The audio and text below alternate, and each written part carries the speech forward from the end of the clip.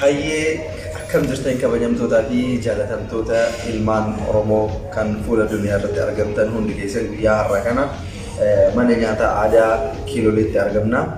Mana nyaata aadaa Kiilolee kan dur lakkuma isin beeksisaa turre guyyoota muraasaan booda mana nyaata aadaa Kiilolee kan hojii eegalu yommuu ta'u, guyyaa har'aa ammaa kan ammoo iyyuu mana kanatti argamne iddoo kanatti argamne wantoota as keessa jiruu fi waan daawwachuu qabdan kamiyyuu kan isiniif beeksifnuu fi akkasuma guyyaa kam akka inni ta'e guyyaa eebbaallee kan isiniif beeksifnu ta'a. Manni nyaata aadaa Kiilolee nyaatichis kana fakkaata. Waan hafes ammoo kan waldumaan daawwannu ta'a.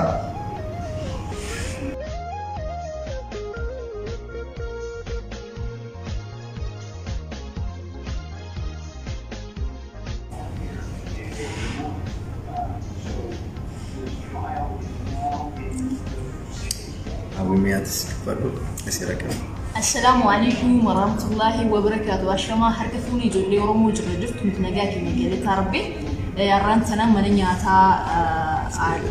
منياتا أورمو كستي أرجمنا يرو دربي نسرين سمبيسي توري أما مو كسراتي بيان إبسا جهاتي جرا وسو بيان إبسا هنجيني إسافي منياتا شاكا مكتة اسم بيسو أرجمني استي أرجمني تجرا منياتا كوني أكادا أورموتي باي بريدا ada Oromoo walqabatee wantoota aadaa Oromoo ibsan of keessaa qaqqaba. Itti aansuun immoo nyaata Oromoo likunu akkuma isin argaa jirtan kana jira. Kana qofaallee miti kan hin dalagamne hedduun jira. Kuni yaani irraatu jechaadha. Inni itti aansanii immoo wantoota jiru isin beeksifnaa warroonni Dubaay yookiin Yuunaayitid Arab Emirates argamtanii eessa akka ta'e isinitti himna eebbisaa gaheetu jira. Isin beeksifna guyyaa eebbasaa jechaadha. Hayyee akkuma amma hawwiin dubbatte mana nyaata aadaa Kiilolee kana dura beeksifnee turre. Mana nyaata aadaa Kiilolee jalqaba irratti sabaaf sablammootaaf jechaadha. Sabaaf sablammoonni uummattoota Itoophiyaa kamiyyuu dhufanii mana nyaataa kanarraa fayyadamuu ni danda'ani. Akkasuma warroonni nyaata biyya Itoophiyaa keessatti argamu jaalatan lammiilee warroota ollaa biyya Itoophiyaa kanaa warroonni akka lammiilee Suudaan ammas uummattoota Sumaaliitii fi nyaata biyya kanaa kan dinqisiifatan kamiyyuu dhufanii fayyadamuu ni danda'ani. Manni nyaataa kun ammoo iyyuu hojii isaa bal'ina isaa wantoota qulqullina isaa meeshaalee aadaa as keessatti argaman kan amma isin agarsiifnuu fi isin daawwachiisnu ta'a. Ammaaf iddoo teenne qofa kan isin agarsiisaa jirru itti aansuudhaan ammoo amma iddoo buna itti dhugamuu fi meeshaalee aadaa teessoo isaa akkaataa teessuma isaa dhukkuba koronaa irratti illee wal qabatee babal'inaa fi addaan fageenya iddoo isaallee isin agarsiisna. Nu wajjin turtii godhaa isin hin jenna. Hawwiin isin agarsiistu waan hundaa jechuudha. Eegaa. Asirraa eegallu. Manchis baay'ee bareeda akkas taa'umsa akkasitti jira. Keessa hojii bal'aadha. Kun teessoo isaatii uffata meeshaalee aadaa. Keessa akkasitti hojii bal'aadha. Wantoota baay'ee akkasumas baay'ee bareeda. Mana meeshaalee sun. Illee wantoota aartii Oromoo itti ibsa keessa bakkoodha. Meeshaa aadaa Oromootiin ni beekanii baay'ee keessanii.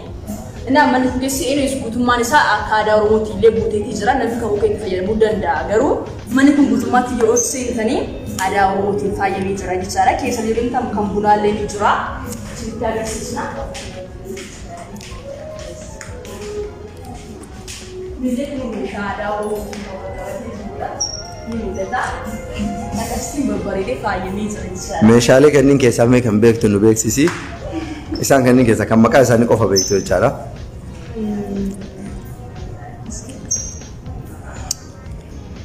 Kan beektu qofa.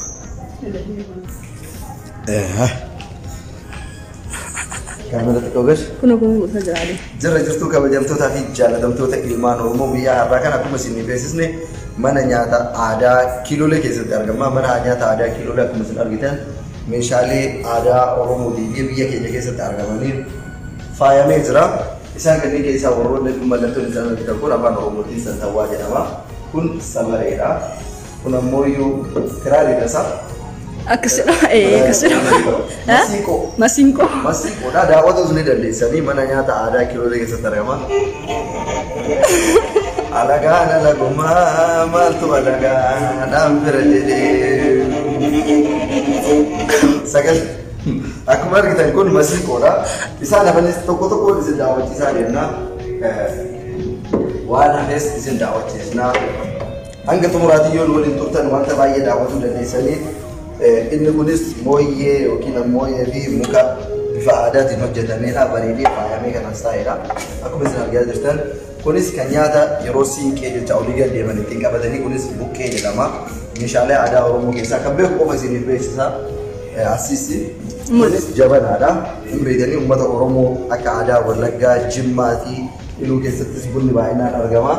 Kunis buna dheedhii isaa kan hin akaayamin iddoo kanatti kun meeshaalee aadaa Oromooti. Wantoota akka guraagee fi wantoota garaagaraa jechuudha. Akka kaamera isaa gara lafaatitti. Kun buna jiraa jechaadha. As ija keessa nafutti buna qulqulluu akaayamee asitti kaamera. Kun buna isaa kan akaayamin jechuudha. Iddoo bunaa haadha bunaa waliin agarsiisuu hin dandeessa. Itti aansuudhaan kun immoo buna jiraadha. Buna jiraa kan hin akaayamin ka keessaa hin bahin jechuudha. Cabsee si baasa. Wallaahi qulqulluu. Buna jiraa jechaadha. Akka biyyaa dhufee kun ka tumamee jiru yookiin ka kaampaanii galee hin baanedha. Kun ammoo iddoo keessummeessaa yookiin herreegaatti kafalaniidha. Itti aansuudhaan ammoo inni argitan kun Abdii jedhama. Manaajara yookiin ammoo hoogganaa afaan Oromootiin hoteela kanaati. Meeshaalee gaafii tokko gaafadhaan asii kitiin waan gaafadhuun waan tokko nyaata keessaa akka nagaa baga gammadanii sagalee tokko asii akka sagalee seeraan nagamu. Manni nyaataa kiilolee maal fakkaataa qophiin isin irra jirtan maal fakkaataa akkamitti qophooftanii jirtan? Manni nyaataa aadaa kiilolee akkuma argitanii qophiisaa haala bareedaa ta'e ture. Keessummoota isaa eegaa jira. Haalli nuti qophoofne haala bareedaadhaan hundumaa ijoollee biyya keenya hundumaaf simannee keessummeessuuf haala gaariin qophoofne. Warroota fakkeenyaaf uummanni Oromoo biyya UAE keessaa qabamti. Biyyi kun iddoon inni jirullee iddoo murteessaadha. Magaalaa Dubaay gidduutti argama. Magaalaa Dubaay jechuun ammoo hawwata tuuristiin illee beekamtii lammiileen Oromoos uummannoonni sabaaf sablammoonni Itoophiyaas biyya garaagaraa irraa dhufanii asitti bashannanan jechaadha magaalaa kana. Warroota biyya garaagaraa irraa dhufanii too ergaan isin qabdanii maali kiilolee akkamitti simatu qabu? Sabaaf sablammoota biyya keenya kan Itoophiyaas ta'e ijoollee Oromoo bashannanaaf hojiif gara Dubaay dhufanii biyya isaanii irraa fagaatanii nyaata biyya isaanii nyaata aadaa isaanii akka isaan hin irraaniif akka barbaadanitti yeroo barbaadanitti haala barbaadanii qopheessinee eegnaa. Kanaaf biyya irraa siqanii maaliin nyaata laataadhaan yaaddaan jechuudha. Nyaata biyya isaanii nyaata mana isaanii asuma biratti hin argatu. Kanaaf isaanis keessummeessuuf baay'ee qophoofne. Ayyaa akkuma Abdiin jedhu yookiin ammoo hoogganaan mana kanaa akka jedhutti warroonni biyya kamirraayyuu dhuftan nuti isin simatuudhaaf qophiidha. Warroota Dubaay keessa yookiin ammoo biyya United Arab Emirates keessa jiraatan qofa osoo hin taane lammiilee Oromootii fi sabaaf sablammoota biyya Itoophiyaa kamiyyuu warroota as dhuftaniitiin fayyadamuu barbaadaniif qophiidhaan hulaan kenna banaadhaa koottaa jedhanii nutis isaa wajjin ta'uudhaaf manni kun mana keenya mana nyaata aadaa Oromoo jechuun mana keenya mana dhuunfaa keenyaati waan ta'eef mana keenya waan ta'eef nuti isin simatuudhaaf qophiidha isiniin jenna yeroo kamiyyuu taanaan wal bira dhaabannee wal jajjabeessuun dirqama kenna. ሰላም ጤና ይስጥልኝ ውድ የተከበራችሁ የሀገሬ ልጆች፣ ዛሬ ኪሎሌ ሬስቶራንት ውስጥ ነው የምንገኘው። ኪሎሌ ሬስቶራንት ዝግጅቱን ጨርሶ አሁን እንግዶችን ወደ ማስተናገድ እየቀረበ ነው። ስለዚህ አሁን ኪሎሌ ውስጥ ነው የምንገኘው። ኪሎሌ ሬስቶራንት ደግሞ እንደሚታዩት ይሄንን ነው የሚመስለው። ሁሉም ነገር ዝግጁ ነው። አሁን ደግሞ የኪሎሌ ማናጀር ጋር ነው የሚገኘው። እስቲ የኪሎሌ ሬስቶራንት ማናጀር አብዲ ይባላል። ኪሎሌ ሬስቶራንት ምን ያህል ዝግጁ እንደሆነና እንግዶቹን እንዴት ለመቀበል ዝግጁ እንደሆኑ እስቲ ከሷ እንሰማለን። ኪሎሌ እንዴት ናችሁ? እስቲ ኪሎሌ እንዴት ናችሁ? ዝግጅቶቹ ምን ይመስላል? ለብሔር ብሔረሰቦች ደግሞ ለኢትዮጵያኖች ምን ያህል ዝግጅት አድርጋችኋል? ምን አይነት መልእክት አለ? ኪሎሌ ሬስቶራንት እንግዲህ በዚህ በዱባይ የሚያስፈልገውን ዝግጅት አጠናቆ የኢትዮጵያን ልጆች በሙሉ የሀገራችን ልጆች ለማስተናገድ ዝግጅቱን ጨርሶ እየጠበቀ ይገኛል። ስለዚህ ከኢትዮጵያ ለንግድም ለጉብኝት የሚመጡ እዚህ የሚኖሩ ኢትዮጵያኖች በሙሉ መጥተው የአገልግሎታችን ተጠቃሚ መሆን ይችላሉ ማለት ነው። እኛ በእኛ በኩል ዝግጅታችንን ጨርሰን ጉጉት እየተጠባበቅን እንገኛለን። በዚህ በኮሮና ምክንያት ብዙ ሰው መሰብሰብ ስለማይችል በዱባይ ሀገር ባለው ሕግ መሰረት በአንድ ትልቅ ዝግጅት ማድረግ ስላልቻልን ለተጠቃሚዎች ከአሁኑ ሰዓት ከዛሬ ጀምሮ በራችን ክፍት አድርገናል። ግን ዋናውን የመክፈቻ ፕሮግራም በቅርቡ እናሳውቃለን። ግን አገልግሎቱን ለመስጠት ጀምረናል። ኦኬ ማናጀሩ እንደሚለው ኪሎ ላይ ዝግጅቱን ሁሉ ጨርሷል። አሁን የሚቀረው ነገር ቢኖር ተጠቃሚዎቹ መታችሁ መጠቀም ብቻ ነው። ስለዚህ በራችን ክፍት ነው። የምርቃቱ ቀን ደግሞ 3 ቀን የተያዘው ሐሙስ፣ አርብና ቅዳሜ ነው። እነዚህ 3 ቀናቶች ውስጥ መታችሁ መጠቀም ትችላላችሁ። እኛም እናንተን ለማስተናገድ ዝግጁ ነን። እናመሰግናለን። ባህላዊ ቁሳቁሶች አሉ። እነዚህን ነገር ማየት ብትፈልጉ ወደዚህ ኑና ከኔ ጋር ማየት ትችላላችሁ።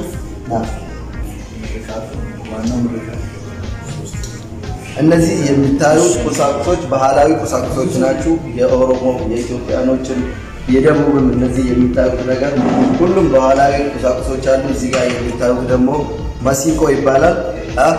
የምትችሉበት ሰዎች ካላችሁ ደግሞ እዚህ መጣችሁ በማሲንቆ እንደዚህ መዝናናት ትችላላችሁ። ፍሪ ነው፣ አያስከፍልም፣ በነፃ ነው እና መምጣት ትችላላችሁ ነው የምንላችሁ። ይሄ ማሲንቆ ይባላል። ያው በሀገራችን ደግሞ በጣም የታወቀ የሙዚቃ ከሙዚቃ ቁሳቁሶች አንድ ነው።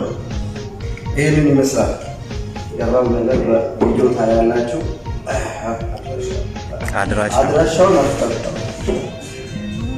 አድራሻውን ደግሞ ከመናጀር ትሰማላችሁ። አድራሻው እንደዚህ ነው። አድራሻችን አልነሃዳ ዋን ከሳራ ሴንተር በስተጀርባ ዱባይ። አልነሃዳ ዋን ወይም አልነሃዳ 1 ከሳራ ሴንተር ጀርባ ዱባይ። የሚቀጥሉት 3 ቀናት ዋናው ምርቃት ሳይሆን እንደተባሉት በራችን ከዛሬ ጀምሮ ክፍት ነው። ያው የእረፍት ቀን ስለሆነ ወንድሜ ዋናው ምርቃት ያለው ሐሙስ፣ አርብ፣ ቅዳሜ ሁሉም ክፍት ነው። ዋናውን ምርቃት በቅርቡ የኮሮና ሁኔታ አይተን እናሳውቃለን። ግን አሁንም ቢሆን ለአገልግሎት ክፍት ነው በራችን። እናመሰግናለን። ኦኬ ወልት ዴቢኔ ዝራ ሰገንታን አፋን አማሪፋቲን በኢንሳ ጡሬ ጅዱላ ነቻለማሊ መንቺኩን ከንሰባብ ሰብለሞታ ኡመቱን ኢትዮጵያ ከሚሉ ፈኒ መነ ከነራ ፈየደሙ ዲደንዳን ይቻል ነምን ከሚዩ ሩፊ ቦጂዳቲ ወንቶን ገረገራ ዋን ገረገራ ይቻል ሁን መነ ያታቲ ነምን ከሚዩ ማለቀ ሳቲ ፈየደማ ኡፈኒ ኛተኒ ኡጋኒ ዲያሙ ዲደንዳዋን ጤፍ አፋን ከሚዩ ከምቤትሱላ ድልቀም ይቻላ ጉያ ኤባቲ ጆስ ንዱ ከሞ ጉያ ኤባቲ የከነ ከሰት ሁሉ ኮሮና ኮዴ ከም ይሮ አማ ከነቲ biyyoota addunyaa kanarratti yaaddeessaa ta'ee jira. Kanaaf dhukkuba koronaa kana wal qabatee guyyaa kam akka ta'uu fi yoom akka guyyaan eebbaa ta'u ammoo iyyuu kan fo'otti isin beeksifnudha. Garuu guyyaa kamisaatii fi guyyaa jimaataa guyyaa sanbataatti bal'inaan namoota keessummoota dhufan kamiyyuu keessummeessuudhaaf qophiidha isin hin jennaa. Waan hafeen ammoo hanga xumuraatti manicha isin daawwachiisnee ergaa xumuraa ilmaan Oromootiif qabu jira. Nafa namoota manicha ni daawwataa nyaaticha bira biqilcha qotu. Amma moyu nyata cara kamase jecha kamase utir mo raja kali kan isna garsi juga nyata alko sibuk sabar nah pun kit foda ada mana kebutuhan agar tinggal kasih nulisnya ini albalam no antar bagus kalau saya bala mana ada tinju cara kan isna garsi su Nanti coba ini ayam nanti bagi siapa berada? Wow. Apa lah? Nyat. Anis ini sarwa. Sudah duduk. Albalam ya. Karena nyata kilo le karena berkata. Jadi yo lagi nyoron nol injeranis erga kabani erga sanis lagi fanne. Kawalin delu ta. Ayo me taatin ya ada kesan itu kan tenja cara mana nyata ada kilo le. Isin rai kala Ali manicha hedduu namatti tola nyaanni baay'ee gaariidha. Haalli teessuma isaa fi sagalee qophaa'inni nyaatas hedduu namatti tola. Kanaafuu Raban sanis baay'ee itti gammannee jirra. Kanaafuu ergaan ati uummata Oromootiif yookiin ilmaan Oromoo biyya United Arab Emirates yookiin Dubai keessa argamaniif qabdu maali? Hedduun itti gammada. Uummanni keenya asitti iddoo kanatti akkana jijjiirama akkanaa fiduu fi hojjetee sadarkaa kana gahu hedduun itti gammada. Manni kun kan saba tokko qofa osoo hin taane kan saba Itoophiyaa hundaatii fi saba Oromooti. Kanaafuu hedduun itti gammadee jira. Hayyee isinoomee nyaaticha qaadhaan namaatiin nyaaticha argadhaan namtanii booda yaada keessan itti kennitanii. Qammasii haa ka'u. Qammasii gahee hangasiif hawwiin namtee jirte waan ta'eef hawwii yaada itti kenniti. hawwii nyaaticha kanarraa dhandhamtee yookiin akka afaan Amaaraatti qammastee agartee jirta. Mee maal si fakkaata yaadni ati qabduu fi ergaan uummata Oromootiif qabdu maal inni? Okey, akkasuma garteen kana nyaata gosa hedduutu jira. Dhugaa dubbachuudhaaf baay'ee mi'aa. Jalqaba irratti wanti jechuu barbaade mana kana namni hunduu xaqqamuu danda'a akka biyyattii jechaan.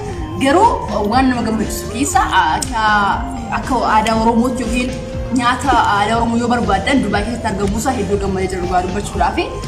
Jala kottaa fayyadamaa isiniin jennaan irraa nafina mana baay'ee bareedaadha aadaa Oromootiin faayamee jira. Isiniin jennaa kana fakkaata. Fayyaanis nyaaticha bira taa'e. Kanaaf nama tokko qabaa ammas mee isin mana nyaata aadaa kiloolee akkamitti agartanii ergaan isin qabdanoo maalinni? Ergaan ani qabu nyaanis qammaseen jira hedduun waddoodha. Dammoo irra caalaa wayna gammachiisu wallaa kanaas keessatti argamuudhaaf baay'ee gammada. Kanaafis kana qarqaara hundi keenya yoo waan akkana gaarii kana hojjenne yaa gammannu jedhaan gabaabumatti nyaatas qammaseen jira. Ayyee galatoomaa anis ergaa xumuraa dabarfadhee ergaa keenya yookiin ammoo waraabbii viidiyoo keenyaa kana goolabna. Yeroo tokko iddoo bareedaa yookiin miidhagaa kana irra deebi'ee kan isin daawwachiisu ta'a. Maaliif hedduu bareeda. Gubbaa kanarratti illee wanti isin agartan kun jechaadha. Meeshaa aadaatii yookiin ammoo bifa aadaatiin akka biyya kan keenyaa keessatti hojjetame nyaatuun ilaaluu ni dandeessanii. Mee hanga xumuraatitti iddoo kana daawwadha. Hedduu miidhagaa, hedduu bareeda. Wanti hafe hin jiru gogaan kal'ifamee bareedee miidhagee iddoon buna itti dhugamu iddoon teessuma isaatis bunas dhuguu yoo barbaadan silumaa kana fakkaata.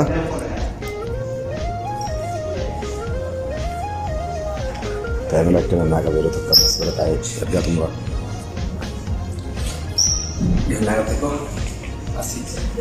Kanaaf ergaa xumuraa dabarfadheetiin kan xumuru ta'a. Akkuma beekamu ilmaan Oromoo uummanni keenya diinagdeedhaanis guddatoo qaban.